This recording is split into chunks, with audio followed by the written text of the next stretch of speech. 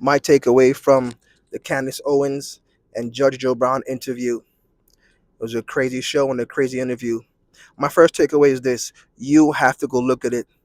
I cannot do it justice in my little few minutes here or my few takeaways here, because my takeaways have nothing compared to what I missed and what I have to go back and watch it myself. I I'm gonna probably watch it 3 or 4 times. This is this is the type of interview that you can watch it now and watch it again in a year from now and still learn some new things. He covered so much ground. So much ground is ridiculous. So much ground, and the way he was speaking about it, it makes you want, or it makes me want to go look and dig into what he's saying. Oh, that was my first takeaway. Go look at it. My second takeaway is he's a well-read man. He was a lawyer and then he became a judge and then he became a TV personality. But his ability to recall knowledge or information is astounding. He has a wealth of information and knowledge. It was crazy. My next takeaway is it seems he has a heart for his country. It seems he has a heart for his country. In order for someone to want to know the history about a place, you have to care about the place. At least that's what I take away from it. His ability just pull, because he spoke about things from the CIA to the FBI to J. Edgar Hoover to Malcolm X. I mean to Martin Luther King, JFK, and some other people. I I can't remember it all, but his wealth of knowledge and his wealth of knowledge was was astounding, and to in all sincerity and in all transparency, it made me want to get deeper and go more into the history of this country and even just reading more. I do it already, but I don't do enough for for him to be able to recall the way that he did. You could tell he has read, or he probably still reads a lot. My next takeaway is this: standing on truth is a lifestyle. It's not an option. When you when you commit to the truth, it must be something that you have to put into practice every day. When he spoke so matter of fact and as if like he was sure about what he's saying. Of course, now it'll be hard to fact check everything that he's saying, but the way he spoke about it, I could tell he believes what he's saying and he's standing on truth. And a reason why I said that standing on truth is a lifestyle, not an option. Later on in the interview, he spoke about men and women and about how the country is trying to feminize men and trying to masculinize women. At least that's what I got from it. And even that's a piece of what I got from it. He mentioned something about being willing to die, about being willing to die, especially for men, die for a cause, and most specifically, die for your family. I had this talk recently with my wife, maybe about 2 weeks ago, 2 or 3 weeks ago, when I told her I have come to the point where I have to, or I understood, or I'm understanding that I have to die for you, whatever the cause is. She has to come before me because when my wife had her children, in essence, like she laid her life down on that table or gurney or whatever you want to call it that day, and she brought forth our children, and her life was on the line. So she gave her life so that she can continue my seed, or our family. And the way that he was even explaining this in a similar fashion, it was astounding to me. So it's only right for a man to give his life for his wife, if needs be, if needed be. So standing on truth is a lifestyle, is not an option. So if it's something that you have to die for, or something that you're willing to die for, the truth, you have to stand on it, especially when it comes to family. Now, if you watch the thumbnail of the video, which I recommend that you watch again, that's my first takeaway. Go watch the interview. Kamala has no investment in the future. Kamala she cannot identify with true family continuity. Now she came from a family, but because she doesn't have any children of her own, when she dies, there there goes her lineage. Now some people may get upset about what I'm saying, but that's the truth of the matter. She had no investment in it. He even paralleled a story. He said, or he gave an analogy of a story of the gentleman just coming from a kill with antelopes around his shoulder, walking towards the village. And then upon walking in the village, he sees a war group almost about to fall upon the village. Now, the person can either the person can either sneak away because nobody knows that he sees them coming.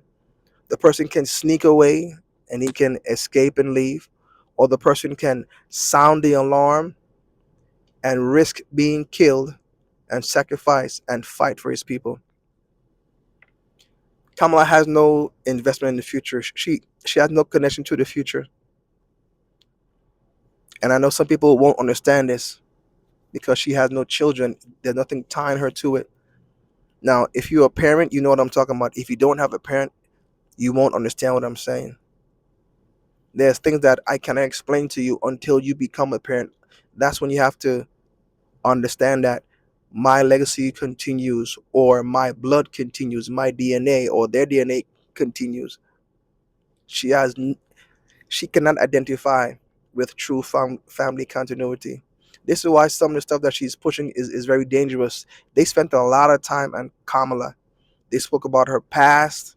They spoke about her, Willie Brown, her, Montel Williams. They were suggesting that she slept the way to the top. I can't substantiate these things. And Candace has been taken, I guess, I'm not sure what number she is now, but Candace has done like a 6 or 7 part series, or it might be even more. But Kamala has totally been lying to everyone that she's not even black. Her father is supposedly Irish and Hindu. Her mother is Indian. And when she was in California, she actually ran as the first Indian district attorney of California. But all of a sudden, she became black. And it's so strange that Candace has been digging up all this information. She has been digging and contacting people and going back and saying that even Kamala's family has owned slaves. But for somehow, she has somehow become black. But I don't know, man. It's crazy. But again, for them to go all this far and try to gather this information, it's a lot to process. My next takeaway is knowing history liberates the present. If you know what you're talking about, if you know where you've been, you can know how to move in the present, especially if you have the information where you can actually pull from and know what to do. When it comes to black people, all we've been told in this country is that you were slaves. You were slaves. And it's a sense like they're doing some type of sleight of hand trick by telling us that this is what all you were and this is how the country will always see you, as opposed to coming into the full alienable rights given to us by God. They will give us civil rights, but they don't want to give us the full rights, what the Constitution gives us. And that seemed to be the thing. That seemed to be the sleight of hand.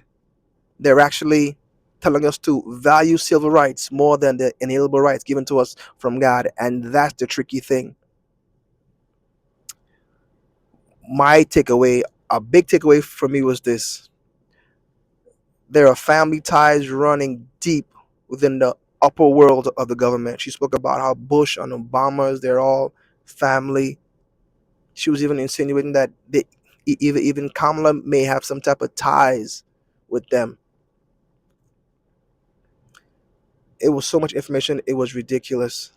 And again, I'm going to watch it again. But these are my takeaways. These are my takeaways. He spoke about even how J. Edgar Hoover may possibly have traces of African American in him. I paused the video and I had to No, I looked it up afterwards. I'm like, whoa, this is something that's been going on for some time. That's why it was refreshing to hear him talk, and even letting Candace let him talk. Another takeaway for me was just talking to the elderly, talking to the older people, and seeing what they know and giving them the opportunity to pour into you. you Sometimes older people ramble, but if you just listen to them enough, you can learn even through the rambling. But again, I don't think he's senile. I think he was on point to what he was saying. But those are my takeaways. So my takeaway is that he's a well-read man. He has a well and a wealth of knowledge and has a great ability to recall. He has a heart for his country and for his family. Standing on truth is a lifestyle and not an option. Knowing your history liberates your present. And like the thumbnail of the video, of Candace's video, Kamala cannot identify with true family continuity.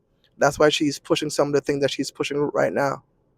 If you're looking at the state of the election at this point, I think she was in Texas or somewhere.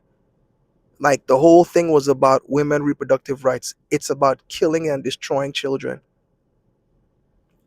I don't know what to tell you. I don't see why she's running on that so heavily. Because she can't identify. She doesn't have to look into a child's face. She doesn't have to do that.